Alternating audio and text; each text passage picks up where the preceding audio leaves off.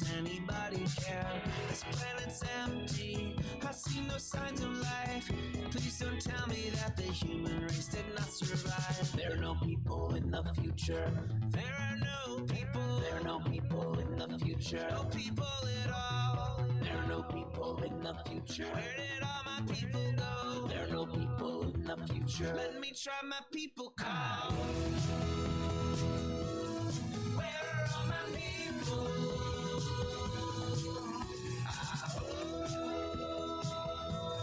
Where are all my people?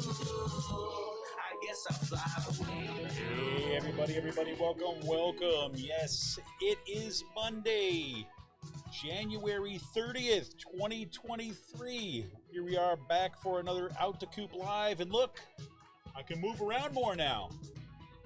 That's right, I finished some of the tech upgrades here in the Raging Chicken studio, and part of lots of big stuff happening. So now here I am at a standing desk with our new board. Thanks to all you. Yes, welcome to Raging Chicken's Out to Coop Live. This is Kevin Mahoney, creator and founder of Raging Chicken. On Out to Coop Live, we talk to progressives, activists, and troublemakers of all sorts right from our own backyards from across the country. You can also join us at the end of the week for our Friday Politics Roundup, where we break down the good, the bad, and the ugly in state and national politics. You can also check out our once or twice monthly The Wednesday Show with Cyril Michaleko if we're going to keep on doing that. But we've got some other cool stuff going on, which we're going to talk about in a second. Cyril, of course, is the editor-in-chief of the Bucks County Beacon, and he joins me to drill down in the Bucks County, Pennsylvania, and international politics. You can get all our shows by subscribing to our podcast on Podbean, iTunes, Spotify, or wherever you get your podcast. You can also help support this show by becoming a patron as little as $5 a month. Head on over to patreon.com/rcpress. And if you are listening on the Podbean app, you can become a patron right through the Podbean app, right? You're on the Podbean app, you're listening to our show, there's that little become a patron, support the show button right at the top. I was just looking at looking at the at Podbean today at our hosting site there, and love the fact that we've got such a great kind of long-term supporting folks that have been with us as kind of patron, as members from Podbean from way back, and some folks that are brand new. So thank you. You can also help support this show by heading over to our YouTube channel if you're not there already. Smash that subscribe button, like the stream for this show, and hit that notification bell so you know every time that we go live. For more PA Progressive Talk, tune into the Rick Smith Show's live stream at 9 p.m. Eastern on his YouTube channel, Twitter, Facebook. Wherever you get your streams, you're going to find him. Make sure you also subscribe to his podcast wherever you get your podcasts. Go to thericksmithshow.com for the latest across all his platforms. And you got to check out the Sisters of the Night Caucus podcast if you've not already. The amazing PA women stirring the political cauldron behind this podcast rock the house. And they know where the bodies are buried. Yes, make sure to follow them on Twitter at The Night Caucus. That's at The Night Caucus on Twitter. And subscribe to their podcast on Anchor, Spotify, iTunes, or wherever you get your podcasts. And for all you gamers out there, the Game Inn is a Quakertown-based, black family-owned gaming store. They're friends of the show, and they've got everything from retro N64s, latest consoles, video games for all platforms, collectibles, action figures, Funko Pops, walls of Funko Pops. And kids get discounts when they get A's on the report card. You can't beat it. Check them out on their Facebook page. Follow them on Twitter at The Game Inn. That's with 2 N's.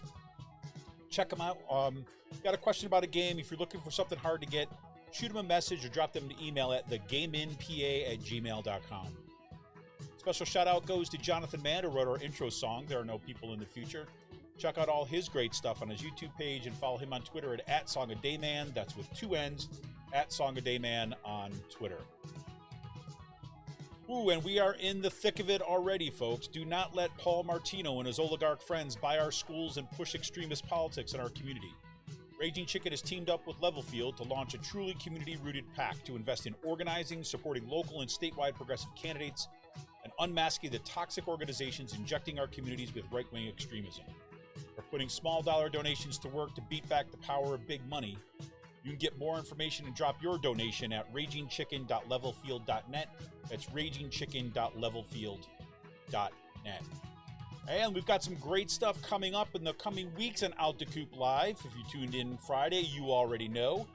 On Monday, February 6th, that is next Monday, I've got Hannah Leffingwell joining us here. Her recent piece in the Chronicle of Higher Education called "The Academic Career is Broken." And we're going to talk about that, and we're going to talk about the need for fundamental change in higher education and why reform or kind of novel little kind of assessment gimmicks are not going to cut it for the crisis that is deeply embedded in higher ed today. And then on Monday, the 13th of February, that is 2 weeks from tonight, Alyssa Bowen will be back on the show talking about her recent piece in Truth Out. The right has expanded its dark money strategy for dominating school boards. Yep, perfect timing, right? And we're going to look at the deep pockets behind it all. Well, tonight we're going to take a little bit of a different tact. We're going to take a kind of close look at a couple things, a couple articles that are kind of related to some things that are going on here, kind of in Bucks County, but also across the country. But before I get into that, I gotta let you all know. I mean, you may have seen this already. If you've been kind of poking around on Twitter at all, you may have noticed that a little announcement came out from, the, I'm going to read it exactly here, from the Bucks County Beacon. And this is what it says. Big news, Bucks County and PA01, that's our legislative district, Pennsylvania and beyond. The Bucks County Beacon is launching a podcast, The Signal, with the help of our good friends at RC Press. Yes, that's right. Cyril and I got done this afternoon. I'm going to be producing the show, helping produce the show. But I'm not going to be the guy in the front, which it's very exciting. I actually love doing the tech stuff, kind of behind the scenes and stuff. So I hope to produce that show, teaming up once again to bring you more spaces for progressive, independent news, rooted right here in Bucks County. We keep this going. It's going to end up in some very positive spaces. So I'm very, very psyched to be working closer with Cyril now, helping produce that podcast. Again, it's called The Signal. The new episode is going to be out this week. I'm going to kind of knock on wood, and I'm not going to say exactly the day that's going to come out. I'm going to leave that to Cyril. Make sure everything is going well. I can say someone who's been working on it through to today, the editing is going great. I'm very looking forward for hearing the first episode and what we've got planned for the weeks and months and years ahead. They're very cool. So that's the big announcement for this week. That's the one step forward. And the good thing is that we got to try out the new board, right? I was a little bit concerned. You may have heard a little bit of me on Friday, was trying to get this new system set up. I tried it out. Seemed to work pretty good. Tried to work all the kinks out. Seemed to work them all out. And then worked pretty much flawlessly today. And hopefully that combined with me running, hardwiring my computer into kind of at least my the kind of booster router that's here seems to be helping a lot with some of the other tech issues too as well. So we have spent our time well and wisely, hopefully, to ensure that we can take this next leap into progressive media base right here in Bucks County. On today's show, we'll kind of dig into a couple things. Taking a look at a piece that Vice News put out about this absolutely insane neo-Nazi homeschool network based in Ohio. We're also going to talk about a new piece that just came out in the Chronicle of Higher Education about the new school in Florida. Now, you may have been following some of this stuff. You may have seen this in the news. It's made news of late in part because Christopher Rufo, yes, that Christopher Rufo, the anti-DEI, the CRT flame war thrower, has been appointed to be one of the key new board members as part of the board of trustees of the new College of Florida. And you may recall, you may have heard this before too as well, DeSantis, as well as DeSantis's head of the Department of Education there, has said that this move is a move to make the new school, right? I'm sorry, the new College of Florida, the Hillsdale of the South, right? So there you have that. So why are we spending a little time with this tonight? Well, in part because, as we were talking a little bit about on Friday, we've seen locally here in our public schools in Bucks County, been this kind of growing push for getting rid of quote unquote CRT, which is really getting rid of DEI, or diversity, equity, and inclusion programs, right? Designed to make our schools basically welcoming to the broadest kind of segment of our population. So it's been an attempt to get rid of those and basically overwrite them with a, kind of basically, let's call it kind of, if I'm being generous, I'll say it's a soft Christian nationalist curriculum, right? So now we've seen the lawsuits that are happening at Central Bucks. We're seeing the lawsuits that are happening here at the Penridge School District, all around questions of speech, all around the separation of church and state, and so on. Well, as we talked about on Friday, the Penridge School District seems to have upped its game and want to up the stakes of these fights by overtly telling everybody that what it is doing is it is going to try to take the Hillsdale curriculum, Hillsdale College curriculum, and quote unquote overlay it with the regular curriculums, particularly in history, right? To fill in the gaps, right? In other words, if you're talking about slavery and how slavery was brutal, well, let's talk about why slavery was good.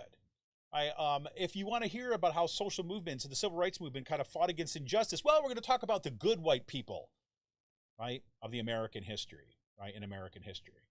We want to ensure these values. Now, really, right, why this kind of matters, Hillsdale College, as you know, as kind of we've talked about, is this small little Christian college in Michigan, right?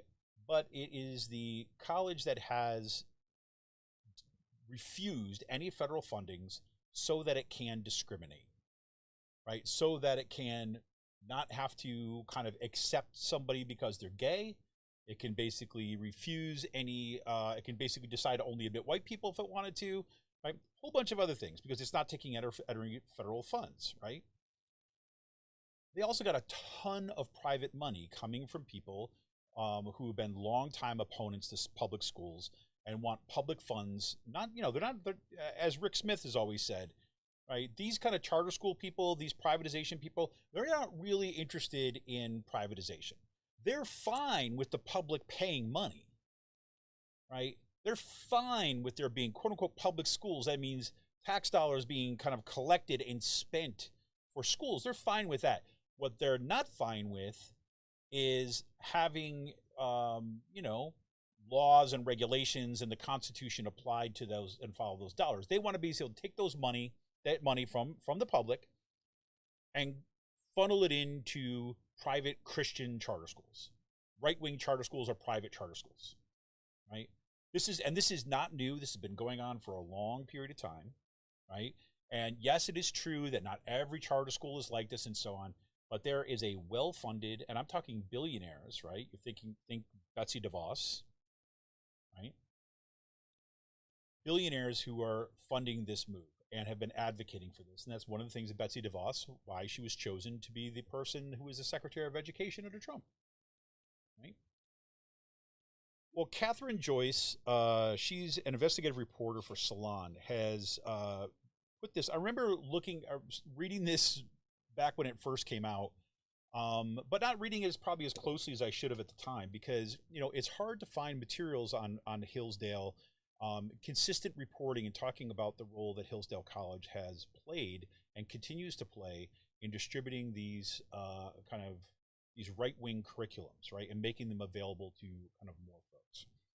So this is the first article in this by Catherine Joyce. Is called "How This Tiny Christian College is Driving the Right's Nationwide War Against Public Schools."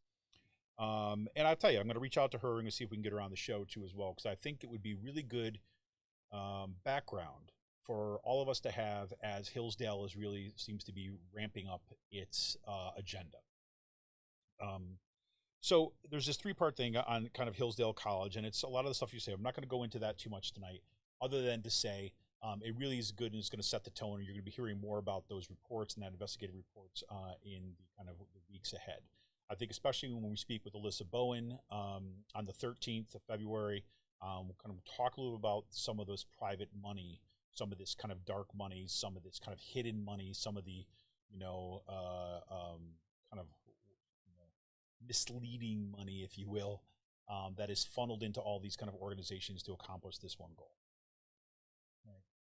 So Hillsdale College has basically produced, as we talked about on Friday, has produced a whole kind of basically a prepackaged curriculum set that's going to go out to K through 12 schools, that is going out to K through 12 schools.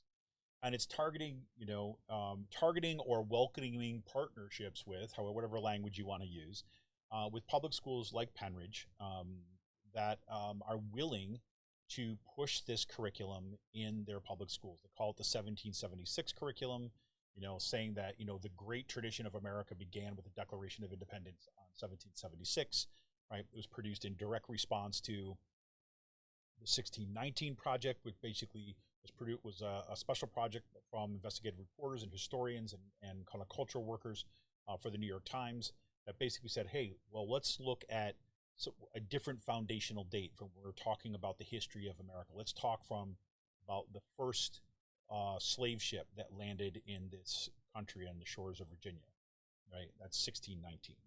Now, if you start from 1619 as the kind of building out of kind of the American story, it's a much more complex, more complicated, and more accurate version of what actually happened, right? It's not the kind of disaffected kind of white plantation owners were saying, we all need freedom and we need to be freedom from England and therefore we're going to bring freedom to the world. That's the story the 1776 Project wants to tell. So, and that's the one that the Penridge School Board has now trying to overlay in the curriculum, the social studies curriculum in particular, but overlay in the curriculum at Penridge, a public school. Not only does this kind of, it seems to me at least, not the lawyer in the room, but seems to me that that is a violation of the separation of church and state. That is bringing religious and explicitly religious curriculum into a public school, right? And it's not just that it's religious, but it is a specific brand of kind of Christian nationalist or kind of very right-wing conservative evangelical Christian reading on the world, right? So you can imagine what it might be like for somebody to be sitting in that classroom that, you can start from, okay, what if you're kind of, okay, you might be Christian, but you're certainly not that kind of Christian, right? What does that mean for how you're going to be kind of engaged there? What if you're Muslim, right? What if you're Hindi? What if you're Buddhist, right? And what if you're agnostic or atheist, right?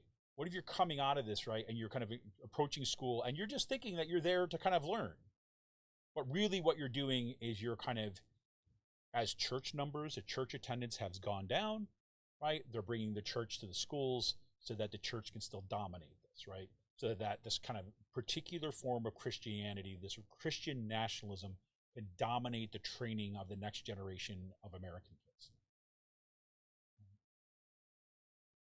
So Hillsdale College. So now we can get a window into this a little bit right now because talking about the national scope of this, and you can certainly bet that this is going to be one of the key battlegrounds that is going to be fought in the 2024 election. Right? It is going to be over these kind of issues. It's going to be the anti-wokeness nonsense. Because look, Republicans has nothing other than that. Nothing other than the culture war. They have nothing for people. They represent a minority of kind of Americans.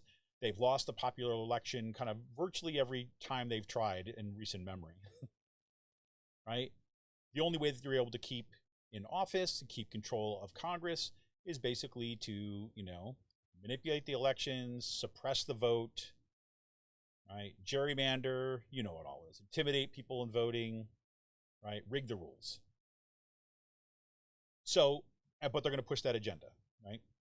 So in New College in Florida, there's this article in the Chronicle of Higher Education that is quite useful in terms of getting a window into it. I got to say, I'm happy to see the Chronicle of Higher Education covering this with a fairly kind of aware eye, a critical eye to what's actually happening.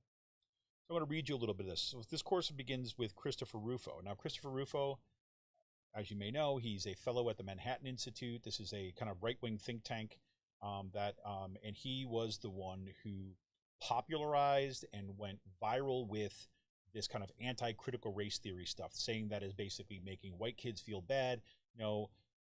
He's not the only person that said it, but Christopher Rufo had the money behind him. He had the title of fellow at the Manhattan Institute. to make these cases. He had platforms through Fox News and right-wing media, and he's kind of overt about kind of going after any kind of diversity program whatsoever. So what happened here in Florida, Ron DeSantis, the governor of Florida, has basically said, okay, we're going to start with one of our colleges, right? We already know that he passed this educational law in policy in Florida that basically is banning DEI programs from the public schools. Well, now he's taking a swing at colleges, in particular this New College of Florida. New College of Florida is a fairly small, it's a pretty tiny college, and it's got fewer than 700 students, right? So we're not talking about this big university, but that's exactly the point. It's also known to be a pretty progressive school, right? It has a history. It was founded in 1960. It has kind of an alternative history. It has a reputation of being this kind of alternative school, and of course they're going to target that because you want to eradicate, right, any kind of foothold that you've got in, say, a critical education or alternative education. God forbid, get a progressive education, right? So here, I'll read you a little bit of this, right? So when Christopher Rufo, and this is from Tom Bartlett in the Chronicle of Higher Education, published a couple days ago. So when Christopher Rufo gave a lecture at Hillsdale College last year, he emphasized the need to, quote, lay siege to our institutions, unquote, including public universities, which have become, quote, patronage systems for left-wing activists, unquote. Upon his recent appointment to New College of Florida's Board of Trustees by the state's Republican Governor Ron DeSantis, Rufo promised to show up at New College with, quote, a landing party, unquote, a phrase usually associated with soldiers storming a beach. The territory Rufo intends to seize is a 110-acre campus located on a lagoon in Sarasota. New College, founded in 1960, has long had a reputation for doing things differently.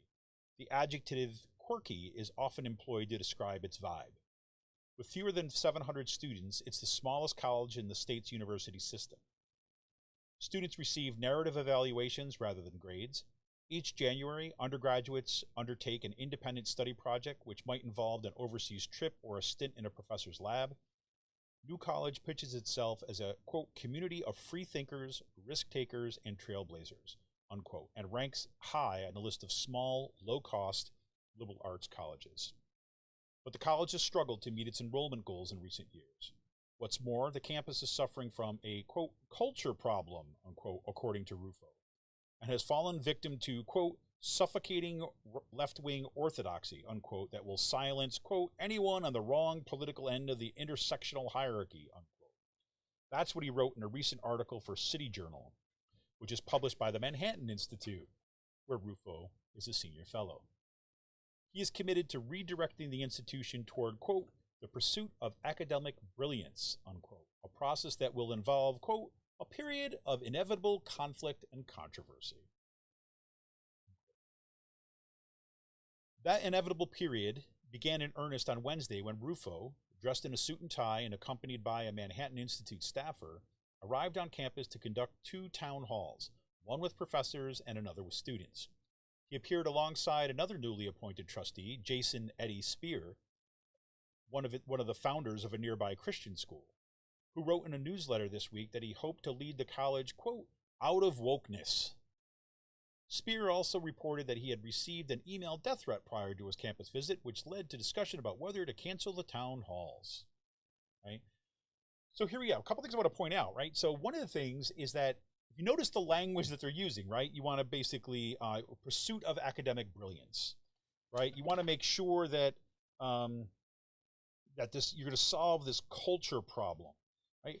And the language that the school is often referred to, as it says in this article, is a community of free thinkers, risk takers, and trailblazers.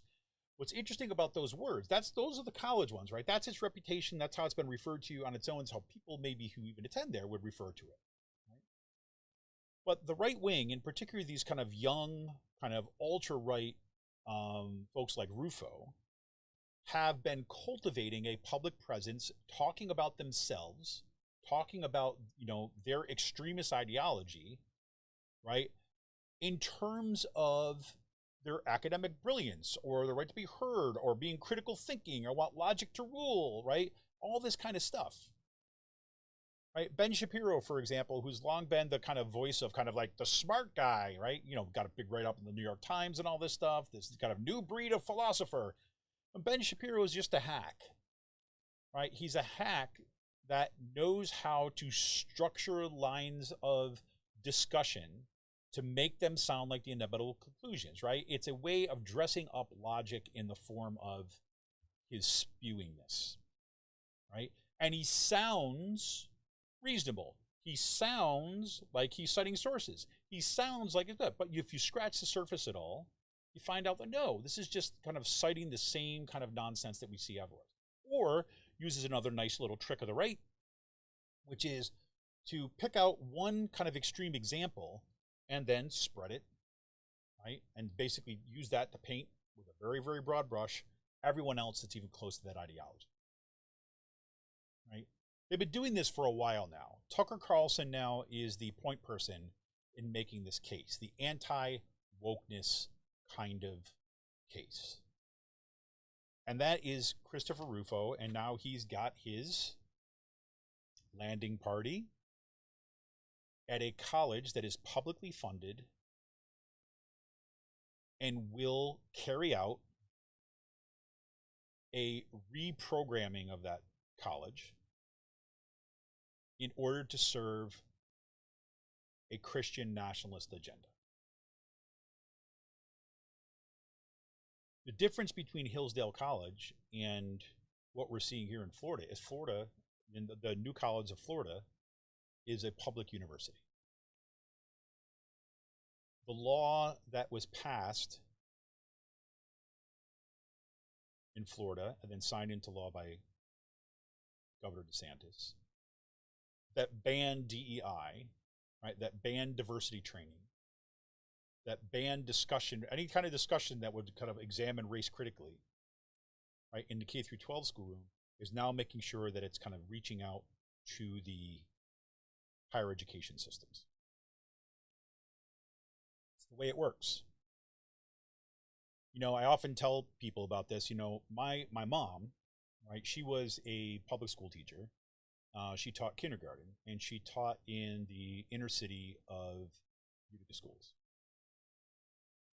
And Utica is where I grew up, right? She taught in the inner city schools and some of the most poorly funded schools there, and she loved working with the kids, right? My mom's strength as a teacher, and you know, she would tell you this too as well, is kind of engaging and talking with those kids, right? Creating context where they could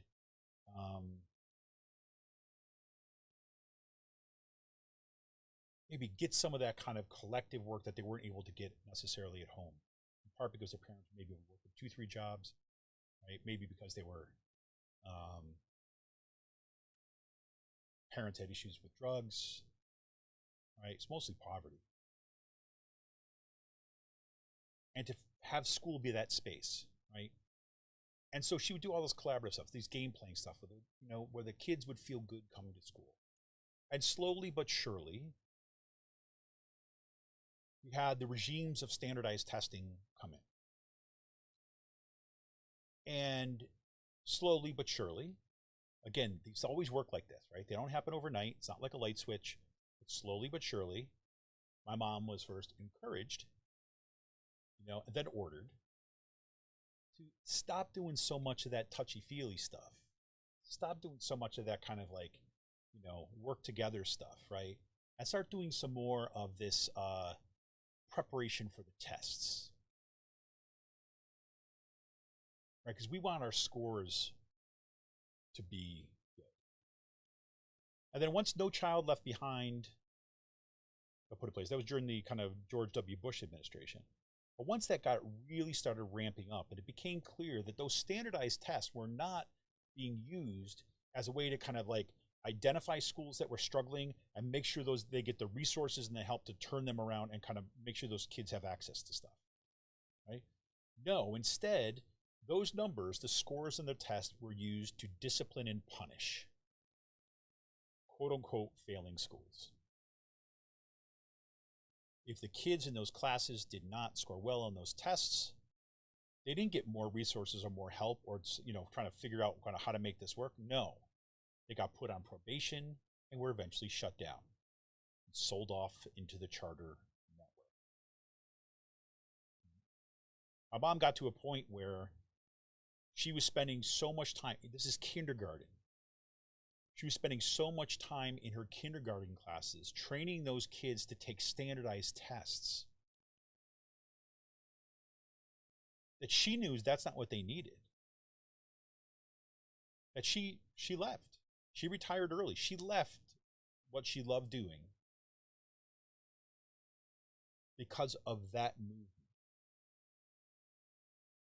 Right? The movement for punishment. And if you like, and the reason why, if you look at the history of that No Child Left Behind stuff, there were kind of quite a few good people on that kind of initial kind of working group during the George W. Bush administration, who were kind of on board with that. Said, okay, let's look at national standards to make sure that we can find out where the schools are struggling and how do we help them out. Let's use this as a way to kind of gather data so that, like good researchers, we can make sure that we can take care of the problems based on real things, based on actual knowledge, actual information, as opposed to just guessing. But quickly kind of turned in the other direction. And the Bush administration, of course, was also linked very closely with the privatization, the charter privatization, the Christian privatization school networks. There's a reason why Florida, for example, right, its education system is in such disarray. It's because it was Governor Jeb Bush, right, and his time there that helped craft that whole idea. And matter of fact, one of Jeb Bush's Secretary of Education was, you remember? Well, he was a guy by the name of Frank Brogan, who happened, once he got done with Florida, messing up things in Florida, was appointed to be the Chancellor of the Pennsylvania State System of Higher Education. Right? Matter of fact, the person before the two chancellors before him were also from Florida, with similar kinds of mentalities. Particularly Judy Hample. She was like, what, 3 chancellors ago now, 4.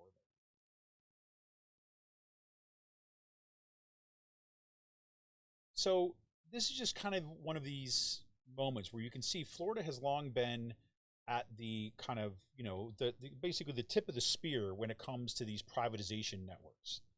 And money has been pumped into Florida to privatize these public schools. The agenda has been to hand it over to for-profit entities, and that has been bolstered by a militant Christian nationalist billionaire class that wants to import its quote-unquote soft fascism into schools.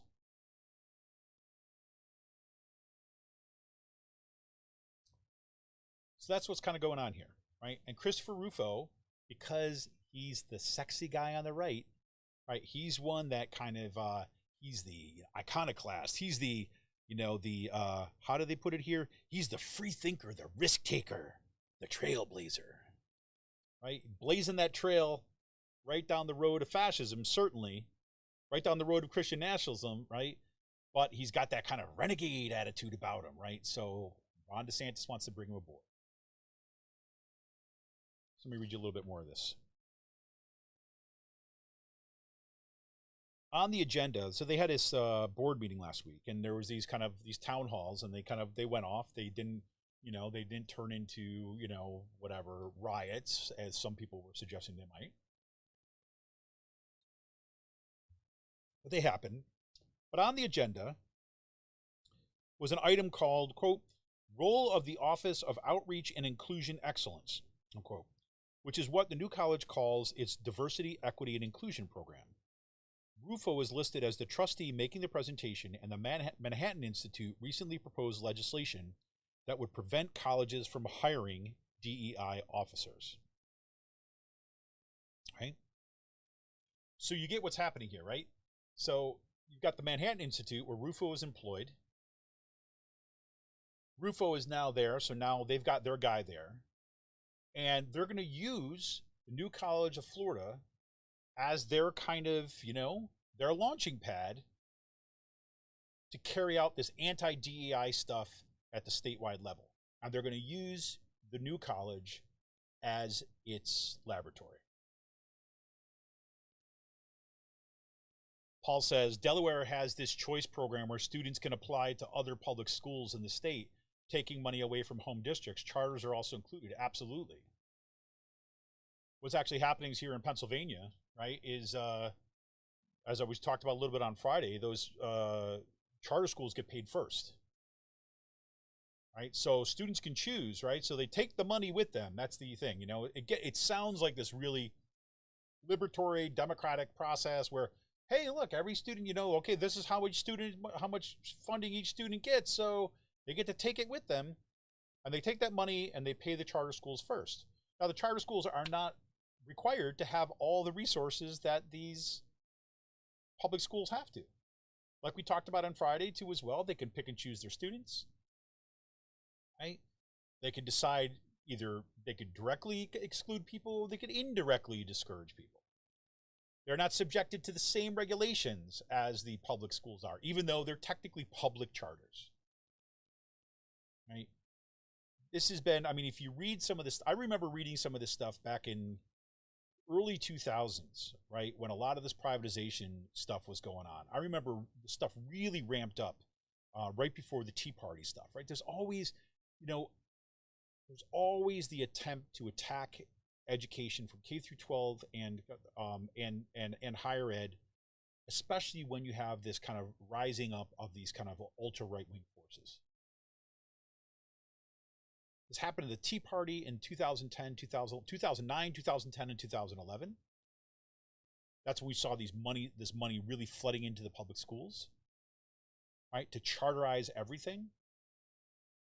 We had films that were on kind of like celebrated films, right, but that were being produced by Democrats coming out of this kind of Obama era, kind of like, let's measure everything and let's charterize everything and let's privatize everything. Let's reduce all kids in all schools to numbers and shut them down if they're quote unquote failing.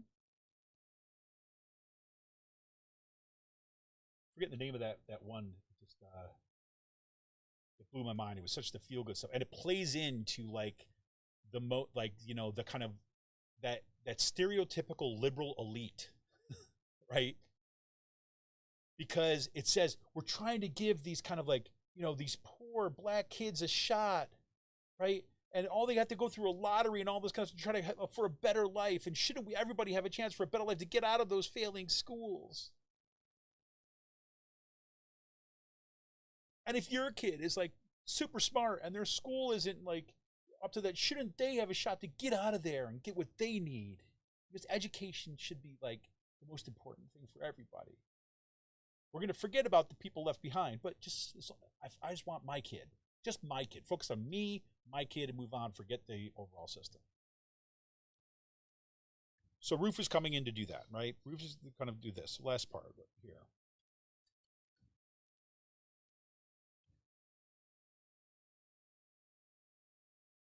Another person that was brought on, to go through a list, is one guy, Mark Boyerline, is another DeSantis appointment, who's the author of The Dumbest Generation, The Dumbest Generation Grows Up, 2 books that portray the millennials in a less than flattering light. He's a professor of emeritus English in the Emory University and often argues that identity politics has displaced the Western canon to the detriment of education and the nation. Right? You've heard this stuff before. This is like classic right-wing conservative like Christian playbook.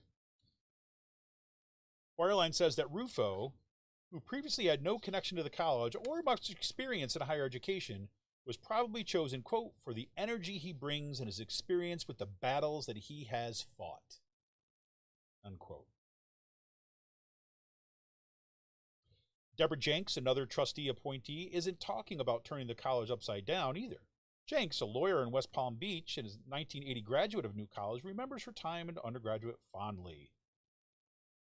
I think everybody is working together toward a common goal, which for me is keeping the school independent. When somebody asked her about some of Rufo's comments, well, she declined to comment.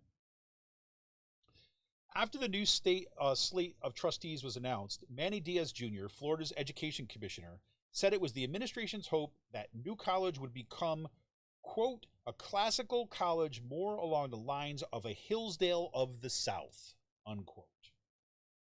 That was a reference to the private Christian college in Michigan, known for maintaining strong ties to the White House during the Trump administration. If mimicking Hillsdale is the vision, that may be why DeSantis also named Matthew Spalding, dean of Hillsdale's Graduate School of Government, as a trustee as well.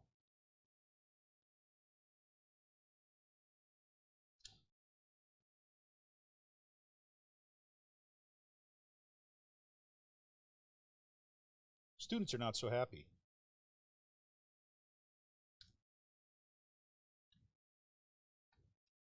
Another part, Rufo has been a relentless critic of gender studies programs, including during his Hillsdale speech last year. Amy Reed, director of the new college's gender studies program, is aware of Rufo's stance, though she wasn't familiar with him before he was named as a trustee. I'm not afraid of what they're going to do, she told me. I am steely in my determination to continue fulfilling my responsibilities as an educator. Well, we shall try. And finally, Rufo, of course, declined to respond to any of the stuff that came out in the Chronicle. Some of the new college are treating the president there as they look like the president is probably going to be dismissed. As for cutting programs, Rufo tweeted Thursday afternoon that, quote, DEI departments are political bureaucracies that push a pernicious racialist ideology, unquote, and that, quote, conservatives should make both the moral and economic case for abolishing them, unquote. He didn't mention New College, but given the board's agenda for its meeting next week, the implication is clear. So we're going to be watching this, just as we're going to be watching Penridge, which we're going to be watching some of these other developments in higher education. The other thing that I think, you know, I had this moment today when I was thinking a lot about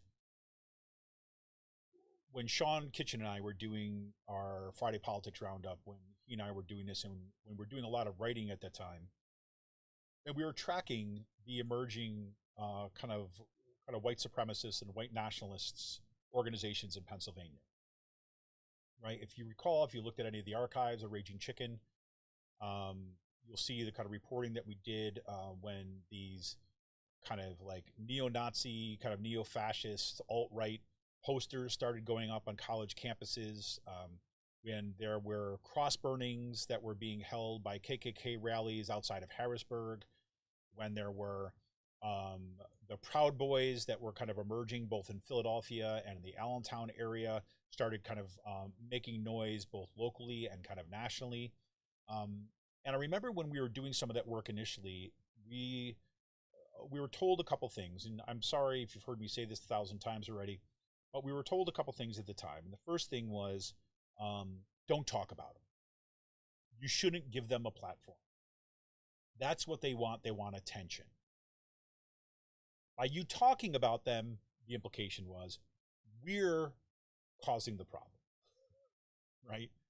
And we got some pretty harsh discipline from some pretty influential people, let's say, in Pennsylvania state politics. But our response was, no. You have to track these people, and you have to stop them before they've got a foothold. We weren't tracking them just because there were a few here and there. So, you know, there's always going to be the kind of, you know, folks who are kind of off their racial rocker, right? So it's not like just going out and searching for the kind of, you know, the lone racist that's out there standing on a corner somewhere. No, it's tracking an organizational development. We were looking at stuff early on about people like Mastriano, right? And the folks around Mastriano. We were reporting at the time about these kind of, you know, these rod of iron kind of right-wing kind of extremist ideologues kind of outside of Scranton, right, in Northeast Pennsylvania.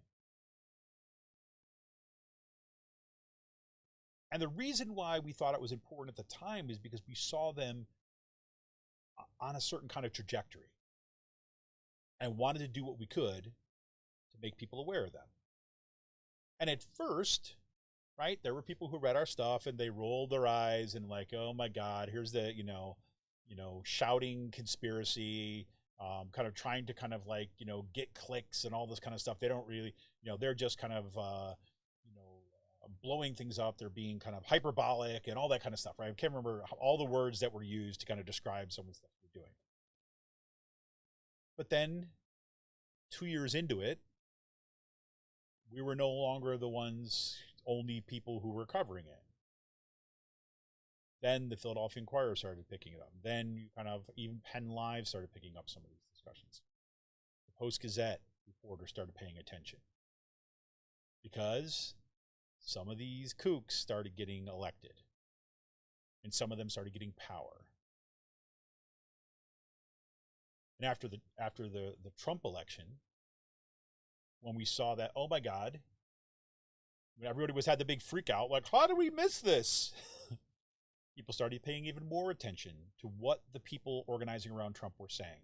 And they were saying stuff that had been cultivated in these networks of extremism.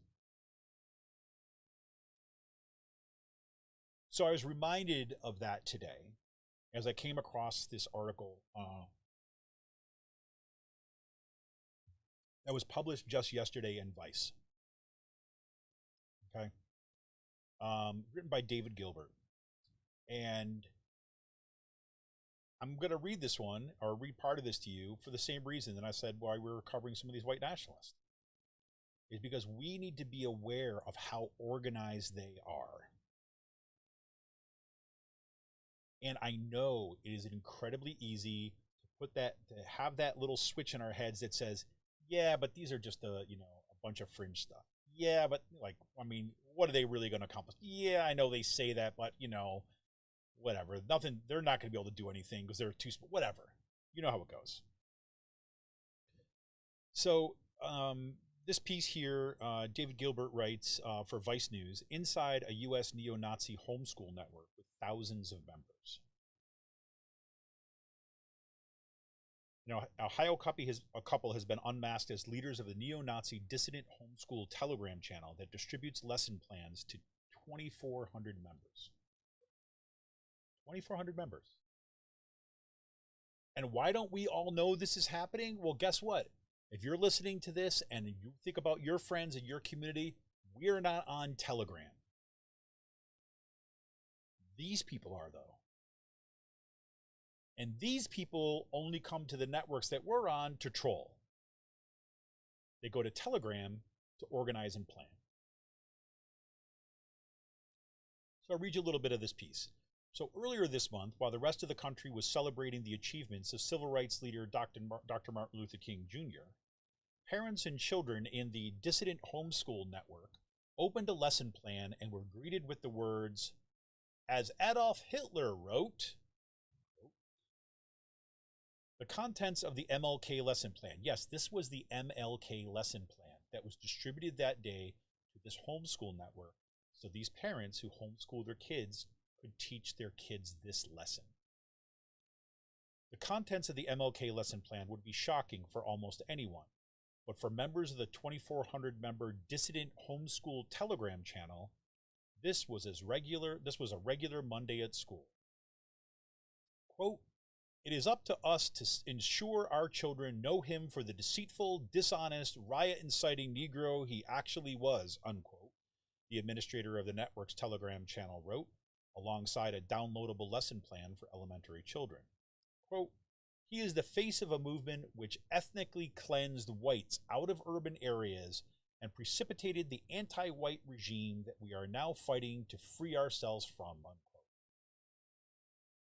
Since the group began in October 2021,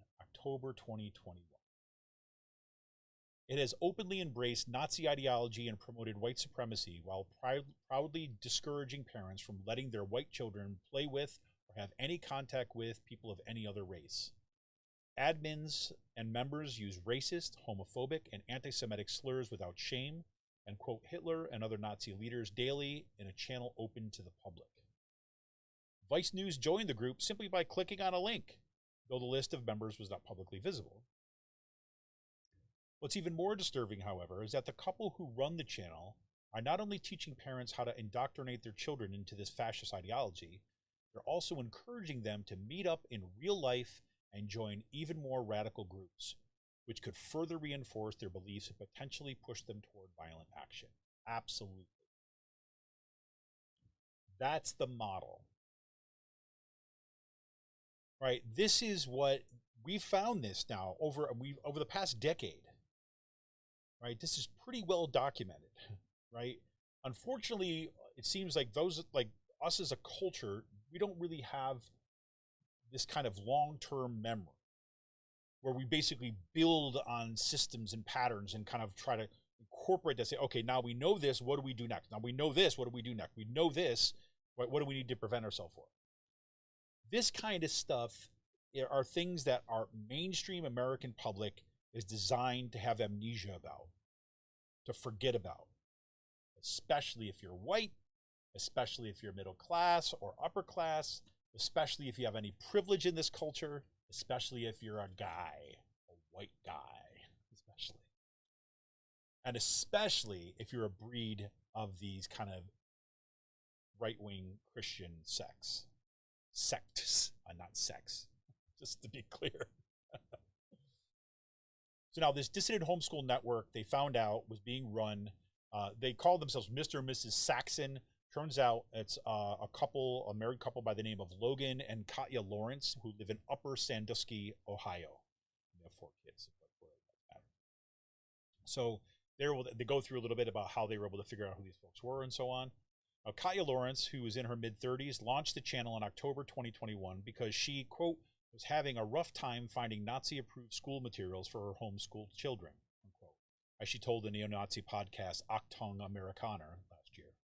Yes, there is a podcast, a neo-Nazi podcast called that, right? So she was upset that she couldn't find Nazi-approved school materials for her homeschool kids.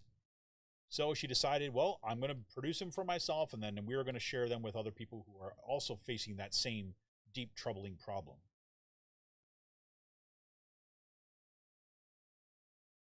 When they first reached 100 subscribers, they posted a picture that was taken in Nazi Germany of all white boys hailing Hitler, giving the Hitler salute, and say, with the caption, 1,000 subscribers, this is just stellar. Mr. Saxon and I would like to thank you for all following my channel and for engaging with us in the chat group.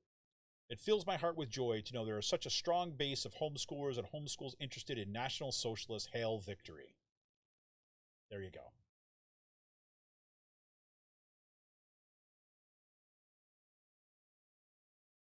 Talk a little about their lesson plans. Lawrence uses every lesson plan as an opportunity to push racist ideology. In one math assignment, children were asked to interpret crime statistics, the goal of which was to, quote, realize the demographics to be cautious around, unquote. Another lesson called, quote, IQ unit study, unquote, discusses IQ scores. Quote, the blacks, on average, have a much lower IQ than whites, Lawrence wrote. You can see how this works. One parent posting to the group last year thanked the Lawrences for their work and explained why they agreed that public school education was not for them. Quote, this is why I want to make the switch. I don't even want my kids exposed to the gay-loving, anti-family Jew factory that is public schools. I can't stand it, unquote. Other parents offered their own educational resources, with one member writing, quote, here is an overview of 10 reasons why Hitler was one of the good guys, unquote. It goes on from there.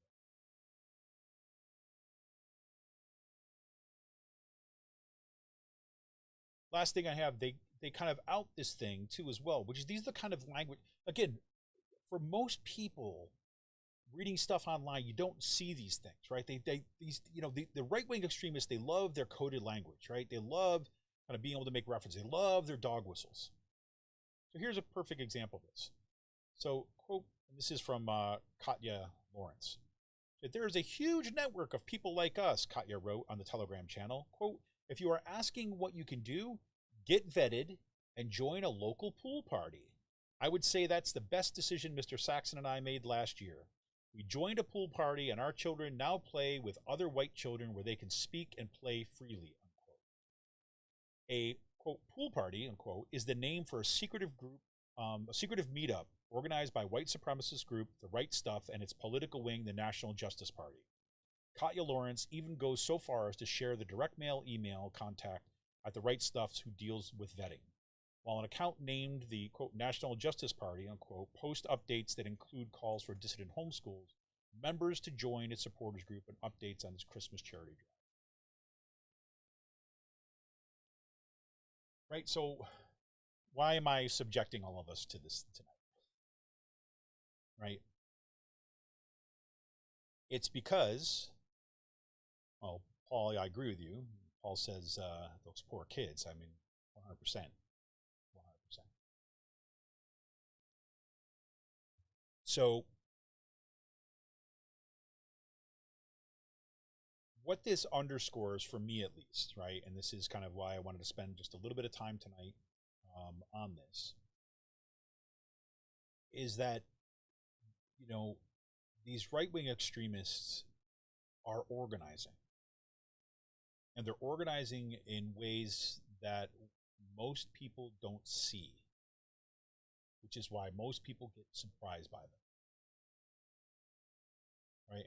I think the vast majority of people were just completely taken back and stunned when you had these off-the-wall people showing up at school board meetings talking about how teachers are grooming kids, right? I mean, most parents, you watch some of the school, the school board meetings, you watch some of the videos of that, you see some of the parents are just like, they're like in shock. They're so taken back by the people saying this stuff.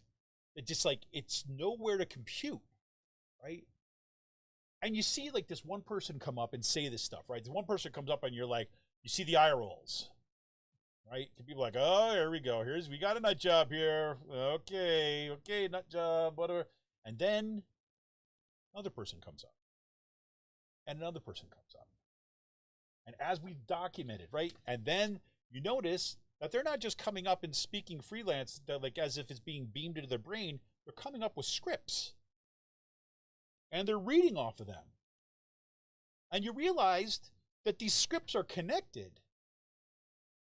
Right? That these folks met and organized and strategized for coming into the meeting and doing this stuff. And they had been trained how to do it from these national networks, from these regional networks, and yes, these local networks. This year, 2023, it's an odd year election, and in many cases that means that's when we're having municipal and school board elections.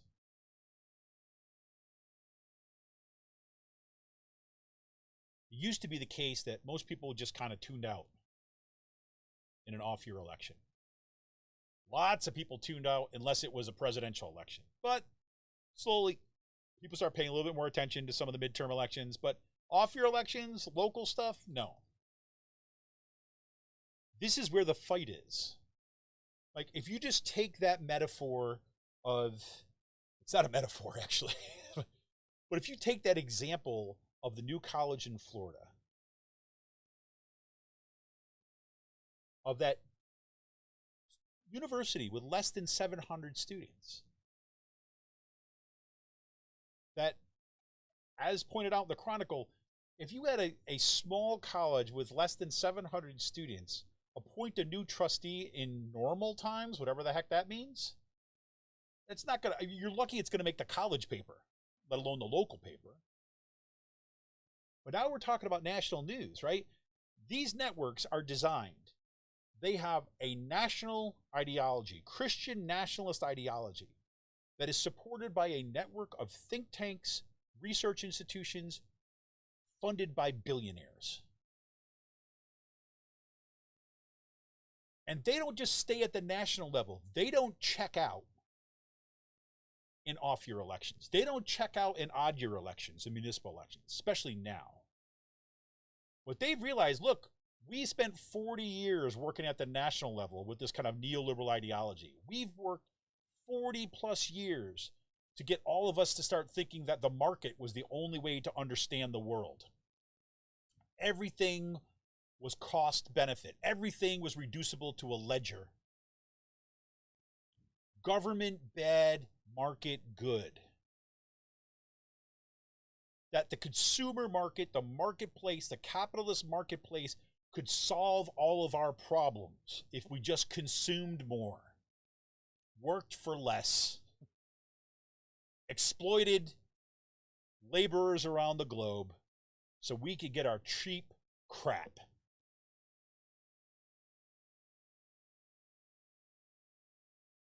When Ronald Reagan kind of basically got us to basically say government is bad, and then Bill Clinton came around and said the age of big government is over, Bill Clinton was waving the kind of like, hey, us corporate Democrats are joining with the rest of you.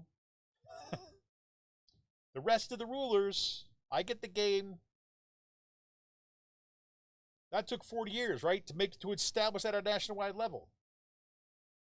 To so devastate our economy, to overseas everything, having kind of a kind of like an income and wealth inequality like this nation has never seen. And we willingly celebrate people like that freaking Elon Musk. We celebrate the disruptors, which disruptors is just another term for austerity and destruction of labor power. That's it. Innovation means squeezing out more from us so they can take it from us. Right? So once they established that game up there, and then in 2010, they made that nice little move, right? 2010, they came in when the census was being written, and they had been working on their red maps plan for so long, went in state by state by state, took over state legislators, planned to take over state legislators, invested in taking over the state legislators so they can change the way that districts are allocated to give the minority the majority. To make sure in states that we're going to go 55% Democrat, those Democrats are only going to get 40% of the seats because of the way that they drew the lines. Brilliantly enacted. And enabled by dumping the red meat onto the most extremist portions of the base, coupled with billionaire libertarian nonsense rewriting the rules at the top to ensure their continued power. So they did it at the state level. So it reinforced what happened at the federal level. All the time that they're doing that, what are they also doing? They're also kind of get more judges, more Supreme Court judges. Right? And now you're drilling down another level. Push the organizations down so the fight is coming up from below in support of that structure. And do not be fooled. These people are not the majority. The folks that are showing up at the school board meetings without the, but they are well organized. And they mean to win. They are zealots. These folks in Ohio, that's not the origin of the problem. That's an illustration that we know about, thanks to Vice News. But if you think that is not happening in our communities, right down the street, you're crazy. It is.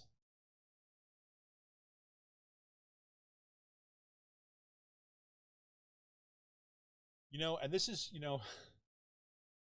it's the playbook, and I've mentioned this before, and I'll say it again, but, this is the reason why in my rhetoric, democracy, and advocacy class that I'm teaching this semester, we're reading On Tyranny, right? We're reading Demagoguery and Democracy. Because democracy is what's on the menu. And we're at one of those points where we're having to make a decision. Do we save it?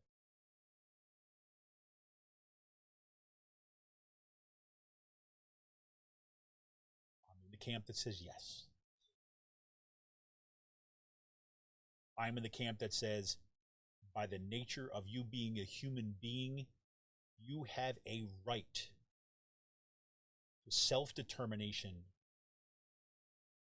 to have direct input into the laws and the rules and the policies that will affect your life.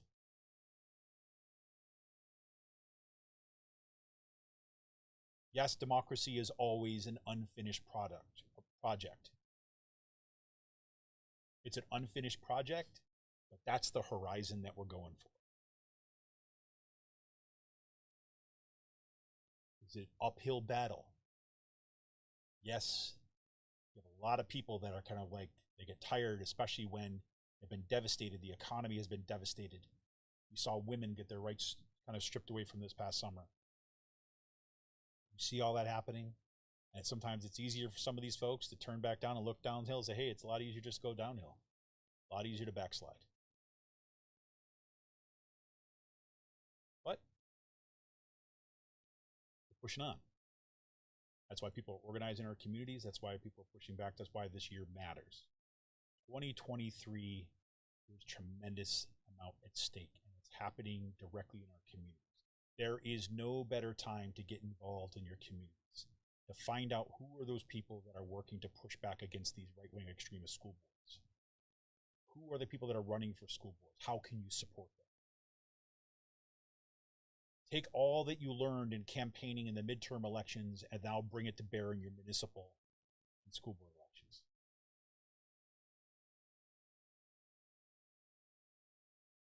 We'll set it up for that. Anyways, that's what I got for this evening. Nothing but some happy notes, right? If anybody else got something else they want to throw in, thank you, Nick. Thank you, Emily. Thank you, Paul. Everyone else who's tuning in live tonight. I want to remind you, can help support this. So you can support this show. You can support this channel right now. If you're with us live on YouTube, make sure you like this stream. Make sure you like this one. Make sure you kind of subscribe to the show. You make sure you get a notification every time that you go live. Even if you're somebody who's not on YouTube all the time, by you kind of hit that subscribe button, by you hitting that like for the show, helps other people find the show and helps grow the show. That's the whole idea.